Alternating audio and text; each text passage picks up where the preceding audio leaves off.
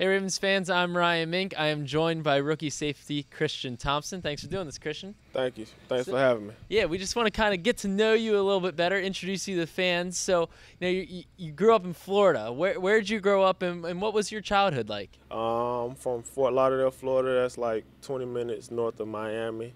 Growing up as a child, I was in a single-parent home, and my mother raised me.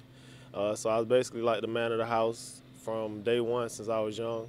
I always loved football as a kid. Well, I love sports in general, but something about football that made me stick to it, and I guess that's something that I knew that I can always be great in, and I just chose to stick with that. And I see you have Florida tattooed on your arm. And that's not the only tattoo that you have, not even close. Nah. But yeah, like if you from Florida, if you are from Florida, you're gonna have a Florida tattoo. Everyone I know that's from Florida has a Florida tattoo somewhere on there. Rite of passage. Yeah, it's only right, So, and what are some of these other tattoos that you have? Well, this one right here, this says "Rest in Peace, Joseph Cooper." That's my grandfather. He passed in 2005.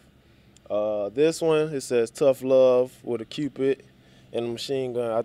That was just something interesting that I seen that I chose to get. Of course, I had number 33 tatted on me. I had this number sent. It basically grew up with me, and as I got older and as I matured in the stages of football and playing from Little League to high school to college and now. This one, I'm a Gemini. Summer baby's rule, that's what I think. And of course the Florida tattoo. And the one that I look at the most is this one right here, turn up.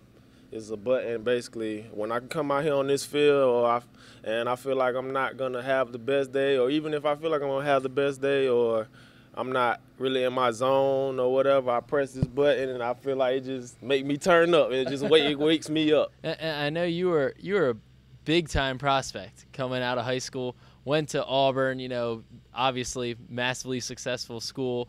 What led you to South Carolina eventually, South Carolina State? The main thing was just coaching changes. I didn't feel like I was in the same environment as when I got recruited there. Like when I got recruited, I felt like I was at home, and I felt like that was the place for me. When the coaching changes happened, I didn't feel that same homebody environment. I didn't feel like it was a team atmosphere for me, so I felt like I had to move on. When I got to South Carolina State, it just felt like high school again, because it's a smaller campus, a lot less students and stuff. But it was a culture, not a culture shock, but a culture change for me, and I embraced it and I loved it, Right. And lastly, I won't let you go before asking just how have things gone so far for you in OTAs and minicamp? How do you feel like you're adjusting? I feel like I adjusted real well. Harry Swain was just talking to us about it, how he felt like this rookie class in general just came in ready to work, and we came prepared mentally and physically, and